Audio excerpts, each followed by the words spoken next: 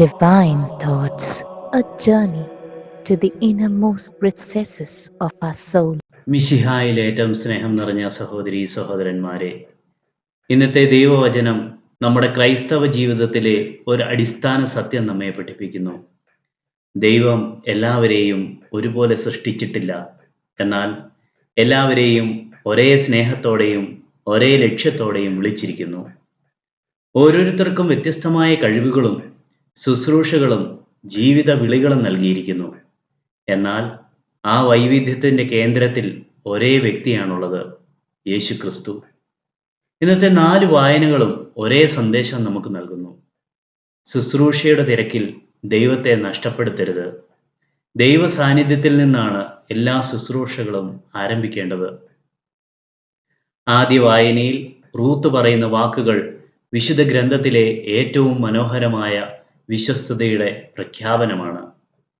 നീ പോകുന്നിടത്തെല്ലാം ഞാനും വരും. നിന്റെ ജനം എൻ്റെ ജനവും നിന്റെ ദൈവം എൻ്റെ ദൈവവുമായിരിക്കും. റൂത്ത് സുരക്ഷിതമായ ഭാവി ഉപേക്ഷിച്ചു. അവൾ തൻ്റെ അമ്മായിയമ്മയായ നവോമിയെ തിരഞ്ഞെടുത്തു. ഇതൊരു കുടുംബ ബന്ധം മാത്രമല്ല, ഇത് ദൈവത്തോടുള്ള വിശ്വാസത്തിൻ്റെ പ്രഖ്യാപനം കൂടിയാണ്. റൂത്ത് നമ്മെ പഠിപ്പിക്കുന്നത് സ്നേഹം ഒരു വികാരമല്ല, സ്നേഹം ഒരു തീരുമാനമാണ്, സ്നേഹം ത്യാഗമാണ്.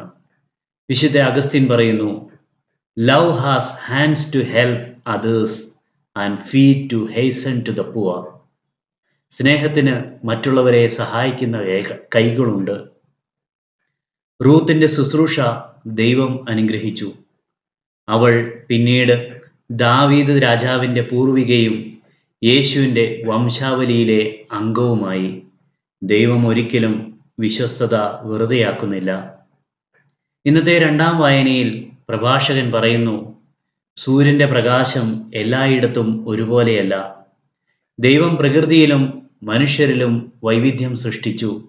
എല്ലാ പൂക്കളും റോസാപ്പൂക്കളല്ല, എല്ലാ നക്ഷത്രങ്ങളും ഒരേ പ്രകാശമുള്ളവയല്ല, എല്ലാ വിശുദ്ധരും ഒരേ രീതിയിൽ വിശുദ്ധരായവരല്ല.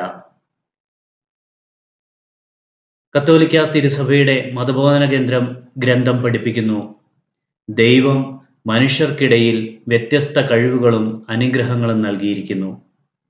ഈ വ്യത്യാസങ്ങൾ വിഭജനത്തിനല്ല, പരസ്പര സേവനത്തിനു വേണ്ടിയുള്ളതാണ്.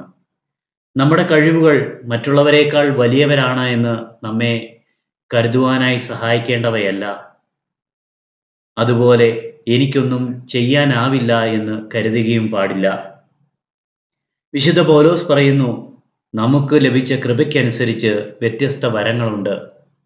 നമുക്ക് പഠിപ്പിക്കാൻ കഴിയും, ആശ്വസിപ്പിക്കാൻ കഴിയും, നേതൃത്വം നൽകാൻ കഴിയും, ദാനം ചെയ്യാൻ കഴിയും, രോഗികളെ സന്ദർശിക്കുവാൻ കഴിയും, പ്രാർത്ഥിക്കുവാൻ കഴിയും, പാടാൻ കഴിയും, കുട്ടികളെ പഠിപ്പിക്കുവാൻ കഴിയും.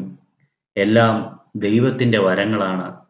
വിശുദ്ധ ജോൺ ക്രിസോസ്റ്റം പറയുന്നു, ദൈവം ഒരാൾക്കും എല്ലാ വരങ്ങളും നൽകിയിട്ടില്ല, എല്ലാവർക്കും ചില വരങ്ങൾ നൽകിയിരിക്കുന്നു. അതുകൊണ്ടാണ് തിരുസഭ ഒരു ശരീരമാകുന്നത്. ലൂമൻ ജെൻസിയം പഠിപ്പിക്കുന്നത്, സഭയിലെ ഓരോ വിശ്വാസിക്കും സ്വന്തം ദൗത്യമുണ്ട്. വൈദികർക്ക് മാത്രമല്ല, സന്യാസികൾക്ക് മാത്രമല്ല, ഓരോ കുടുംബാംഗത്തിനും, ഓരോ യുവതി യുവാക്കന്മാർക്കും, ഓരോ കുട്ടിക്കും സഭയിൽ ഒരു ദൗത്യമുണ്ട്. ഇന്നത്തെ സുവിശേഷം പലപ്പോഴും തെറ്റിദ്ധരിക്കപ്പെടുന്ന ഒരു ഭാഗമാണ്. യേശു മർത്തയെ കുറ്റപ്പെടുത്തുന്നില്ല, മറിയത്തെ മാത്രം പ്രശംസിക്കുകയും ചെയ്യുന്നില്ല. യേശു പറയുന്നത്, ക്രമം തെറ്റരുത്. മർത്ത ശുശ്രൂഷ ചെയ്യുന്നു, മറിയം ശ്രവിക്കുന്നു. രണ്ടും നല്ലതാണ്, പക്ഷേ ശ്രവണമാണ് ശുശ്രൂഷയ്ക്ക് മുമ്പ് വരേണ്ടത്. മർത്തയുടെ പ്രശ്നം ജോലിയല്ല, ജോലിയെക്കുറിച്ചുള്ള ഉത്കണ്ഠയാണ്. നീ പല കാര്യങ്ങളെക്കുറിച്ച് ആകുലപ്പെടുന്നുവെന്ന് ക്രിസ്തു പറയുന്നു. പോപ്പ് ബെനഡിക്റ്റ് 16 പറയുന്നു, പ്രവർത്തനത്തിന് മുമ്പ് ആരാധന വേണം. സഭ പ്രവർത്തിക്കുന്നത് പ്രാർത്ഥനയിൽ നിന്നാണ്. കത്തോലിക്ക തിരുസഭയുടെ മതബോധന ഗ്രന്ഥം വീണ്ടും പറയുന്നു, ധ്യാന പ്രാർത്ഥനയെക്കുറിച്ച്. ധ്യാനം സ്നേഹത്തിൻ്റെ ശ്രദ്ധയാണ്. മറിയം അതാണ് ചെയ്തത്. അവൾ യേശുവിനെ നോക്കി, യേശുവിനെ കേട്ടു. മഹാനായ വിശുദ്ധ ഗ്രിഗറി മർത്തയെക്കുറിച്ച് പറയുന്നു, മർത്ത ഈ ലോകത്തിലെ പ്രവർത്തനത്തെ പ്രതിനിധീകരിക്കുന്നു. മറിയം സ്വർഗത്തിലെ ധ്യാന ജീവിതത്തെയും. എന്നാൽ ഇവ രണ്ടും ആവശ്യമാണ്. ഇന്ന് വീട്ടിൽ എല്ലാവർക്കും തിരക്കാണ്. രാവിലെ മുതൽ രാത്രി വരെ ജോലി, mobile, TV, office, business, school, tuition. പക്ഷേ ദൈവത്തിനു വേണ്ടി 5 മിനിറ്റ് പോലുമില്ല. കുടുംബ പ്രാർത്ഥന കുറയുന്നു, വിശുദ്ധ കുർബാന വൈകുന്നു, വചന വായനയില്ല, കുമ്പസാരം മാറ്റിവെക്കുന്നു, എന്നിട്ട് മനസ്സിന് സമാധാനമില്ല എന്ന് പറയുന്നു. മറിയം നമ്മോട് പറയുന്നത് ആദ്യം ദൈവത്തെ കേൾക്കുക എന്നാണ്. കത്തോലിക്ക സഭയിൽ ഗായക സംഘം, കാറ്റക്കിസം, അധ്യാപകർ, കൈക്കാരന്മാർ, കുടുംബ unit, CLC, SMYM, pastoral council എല്ലാവരും മർത്തയെപ്പോലെ പ്രവർത്തിക്കുന്നു. പക്ഷേ പ്രവർത്തനത്തിന് മുമ്പ് പ്രാർത്ഥനയില്ലെങ്കിൽ ശുശ്രൂഷ ഭാരമാകും.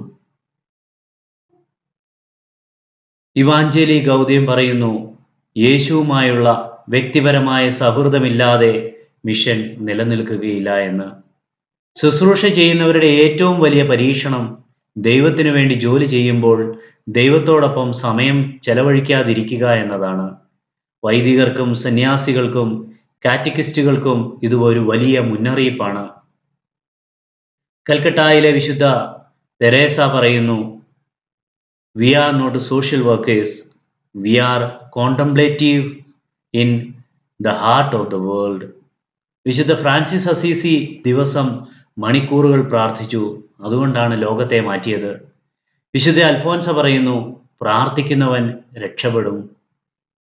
ഒരു യുവാവ് ഒരു പുരോഹിതനോട് ഒരിക്കൽ ചോദിച്ചു, അച്ഛാ, എനിക്ക് ഒരുപാട് ജോലിയുണ്ട്, പ്രാർത്ഥിക്കാൻ സമയം കിട്ടുന്നില്ല. അച്ഛൻ ചിരിച്ചുകൊണ്ട് പറഞ്ഞു, അപ്പോൾ നിനക്കാണ് ഏറ്റവും കൂടുതൽ പ്രാർത്ഥനയുടെ ആവശ്യം. കുറച്ച് മാസങ്ങൾക്ക് ശേഷം ആ യുവാവ് ദിവസവും 20 മിനിറ്റ് വീതം പ്രാർത്ഥന ആരംഭിച്ചു. ജോലി കുറഞ്ഞില്ല, പക്ഷേ ആകുലത കുറഞ്ഞു, സമാധാനം വർദ്ധിച്ചു. കാരണം പ്രാർത്ഥന സമയം കളയുന്നതല്ല, ജീവിതത്തെ ശരിയായ ക്രമത്തിൽ കൊണ്ടുവരുന്നതാണ്. ഇന്നത്തെ 4 വായനകളും ഒരേ സത്യം നമ്മെ പഠിപ്പിക്കുന്നു. റൂത്ത് പറയുന്നു, വിശ്വസ്തരാവുക. പ്രഭാഷകൻ പറയുന്നു, നിങ്ങളുടെ വ്യത്യസ്തത സ്വീകരിക്കുക. പൗലോസ് പറയുന്നു, ലഭിച്ച വരം ശുശ്രൂഷയ്ക്കായി ഉപയോഗിക്കുക. മറിയം പറയുന്നു, ആദ്യം യേശുവിൻ്റെ പാദത്തെങ്കിൽ ഇരിക്കുക. മർത്ത പഠിപ്പിക്കുന്നത് പ്രവർത്തിക്കണം, പക്ഷേ പ്രാർത്ഥനയിൽ നിന്ന് ശക്തി സ്വീകരിച്ചുകൊണ്ടായിരിക്കണം. നമ്മുടെ ജീവിതത്തിലും ശുശ്രൂഷയും ധ്യാനവും പ്രവർത്തനവും പ്രാർത്ഥനയും മർത്തയും മറിയവും പരസ്പരം വിരുദ്ധമല്ല. അവ ക്രിസ്തുവിൽ പരസ്പരം പൂർണ്ണമാകുന്ന 2 മാനങ്ങളാണ്. ആദ്യം ദൈവവചനം കേൾക്കുകയും പിന്നെ അതനുസരിച്ച് പ്രവർത്തിക്കുകയും ചെയ്യുമ്പോഴാണ് നമ്മുടെ ജീവിതം ഫലപ്രദമായ ക്രൈസ്തവ സാക്ഷ്യമാകുന്നത്.